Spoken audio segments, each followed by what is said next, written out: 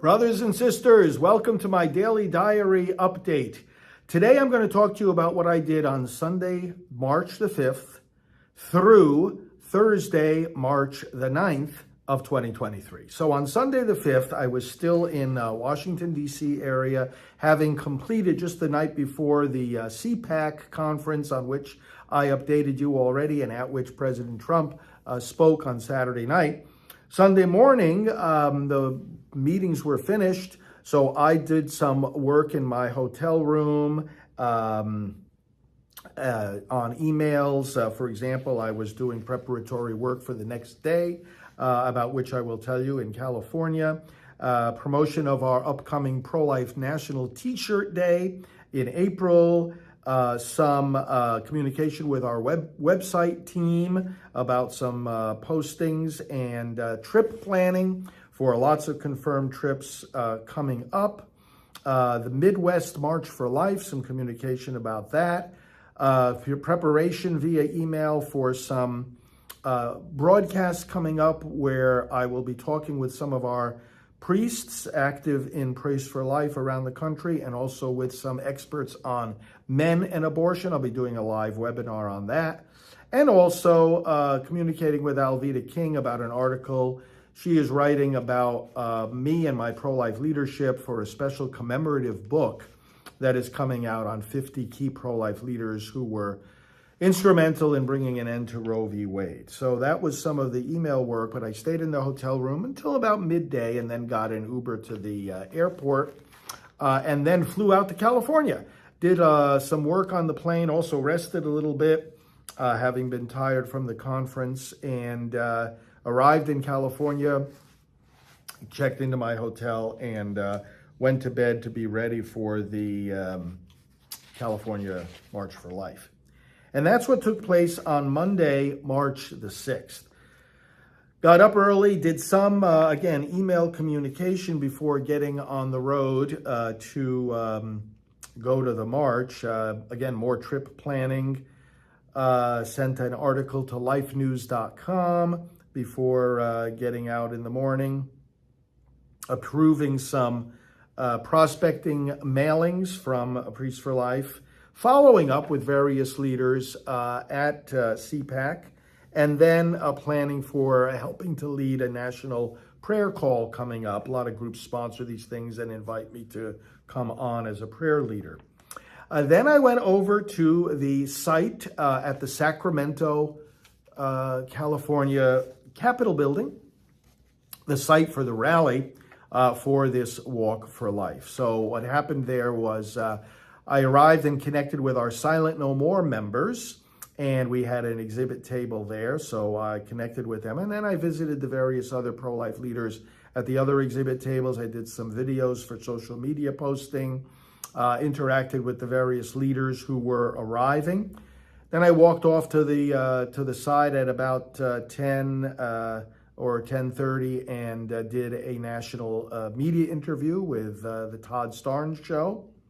Came back, continued greeting pro-life people as they were arriving for the walk.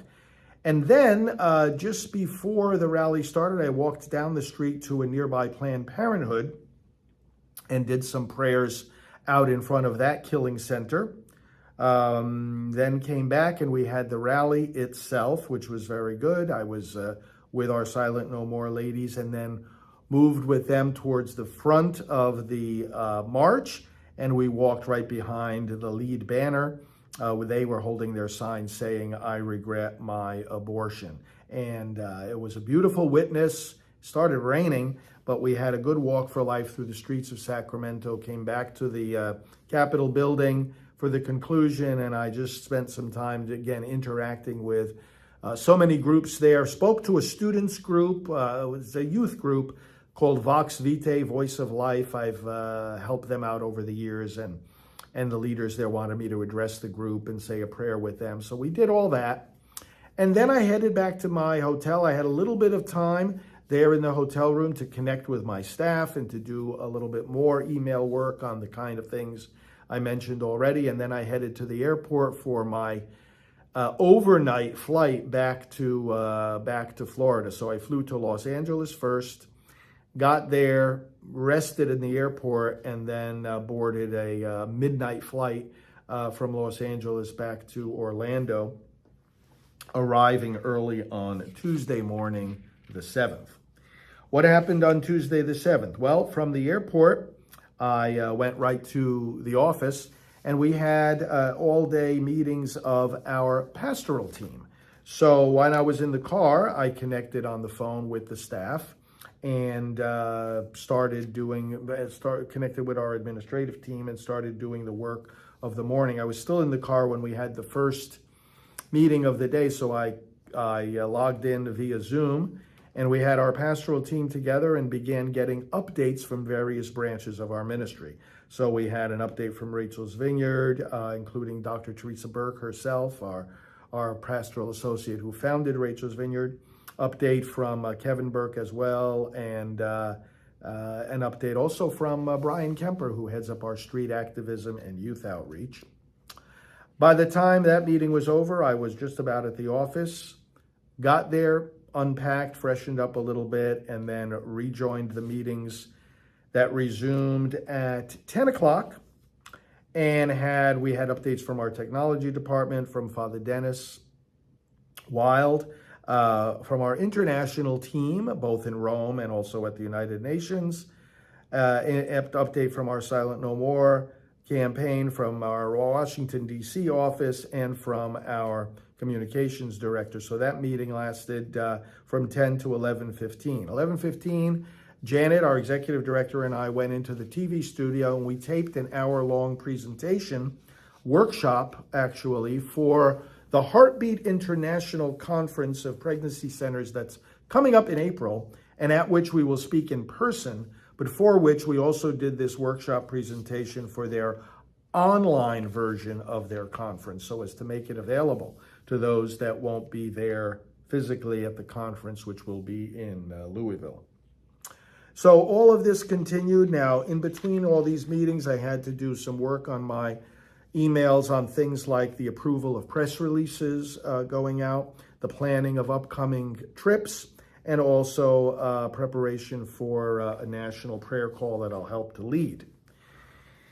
After a quick lunch, had a meeting with one of our key staff in Washington, D.C., who also handles a lot of our website work. That was a 1:30 meeting. At 2 o'clock, I did a taping in the TV studio with Father Dennis Wild, who has served as our associate director for ever since he came on board in 1998. Been with us a long time. I did a taping with him.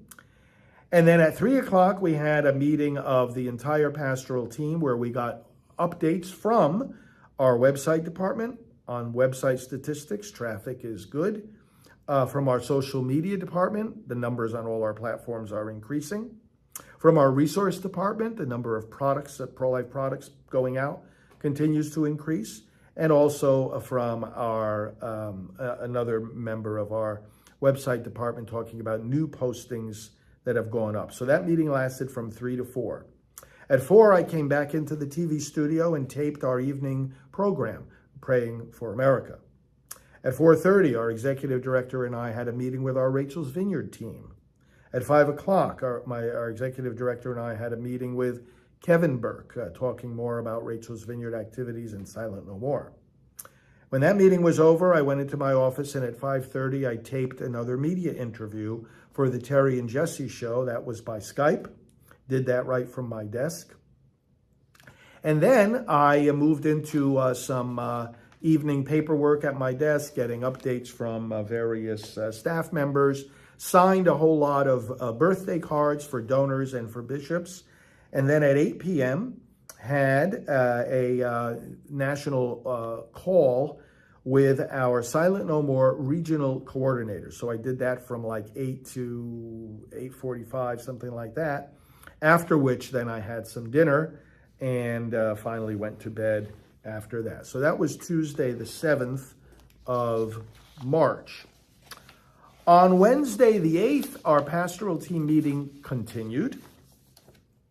I had to do some work at my desk, doing various tapings and also various email regarding upcoming media regarding email blasts, regarding, let's see, a fax that we sent out to all the parishes across the country. Every once in a while, we'll send out something to the priests to help them, equip them for their pro-life work.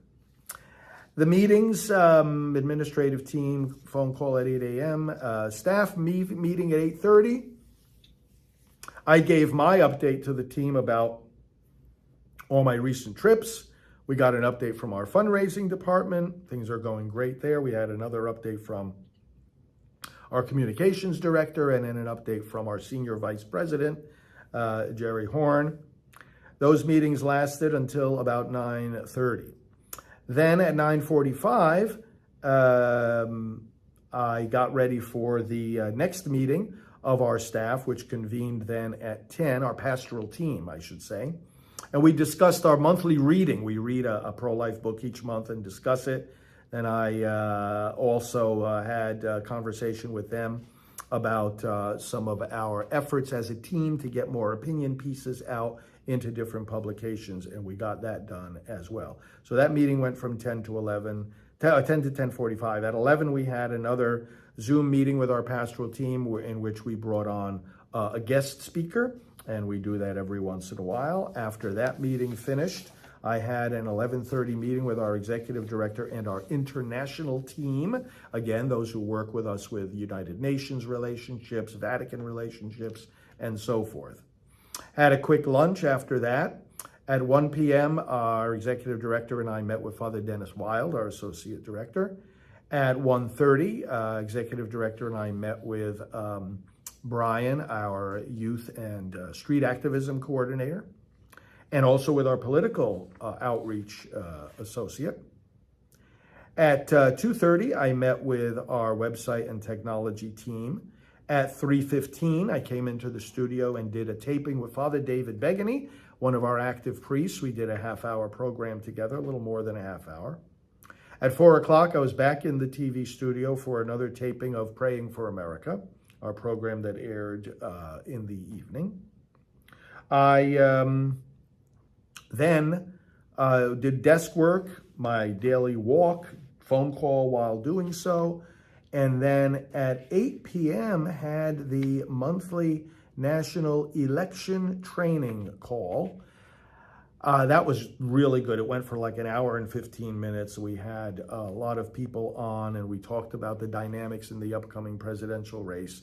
So that was a national call for election volunteers that I co-hosted with our political outreach director. So that was from 8 to 9:15. And then 9:15, I had a late dinner right there in my office, and then went to bed. And that concluded the pastoral team meetings for this month. And then there was Thursday the 9th. So a busy day of lots of tapings. What did I do? I got up early, did some work at my desk, communication with our team, our international team, regarding the help we give to the Holy See mission to the United Nations, the Holy Father's presence at the UN. Worked with the team that's putting together this pro-life leaders article about me that's going to go into that special book. Men and Abortion Seminar. I communicated with some of the folks that are helping me to do that. It's going to be a live seminar coming up on men and abortion. And then I had to work on a press release with some sad news about the passing of our friend and colleague, Mark Crutcher. Finalize the wording of that press release with our communications team. What happened was a radio interview in the morning with Jenna Ellis, good friend, great pro-America, pro-life attorney. Discussed the abortion issue with her on her national program. Right after that, met with our executive director and executive manager about upcoming scheduling. And let's see, after that, went into the TV studio. And I did a broadcast for our Praying for America program. That was a pre-tape. After that, went back to my office and caught up on desk work and interaction with staff. Speaking of staff, then I had a quick lunch just after noon, and then at 12:30 came into the TV studio, and we had 3 of our staff people on a special broadcast with me. That was really fun to do. We're going to highlight more of our staff on some of our upcoming broadcasts. You'll see that. That was a 12:30 taping.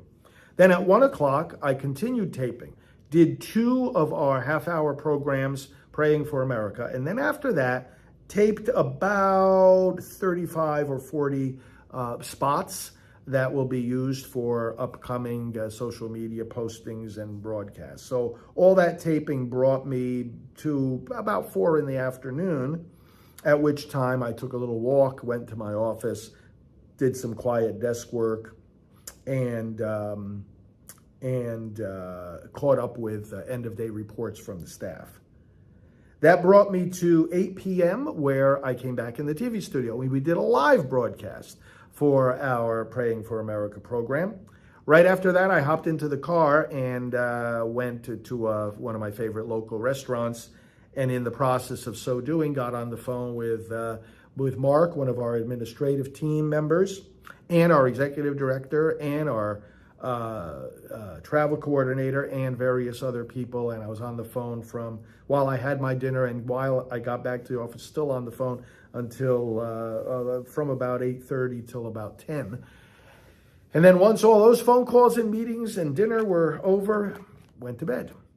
So those were the activities I did from March the 5th through the 9th. Thanks for following these daily updates. I enjoy doing them. I enjoy my work so much that if for no other reason, I enjoy kind of reliving all of it in the process of telling it to you. But it's also a form of accountability and hopefully a form of inspiration for you, as you know that your support of Priests for Life is well worth it. You see the things that we're doing and will continue to do. And I thank you for what you do for this greatest cause of all, the pro-life movement. Talk to you soon.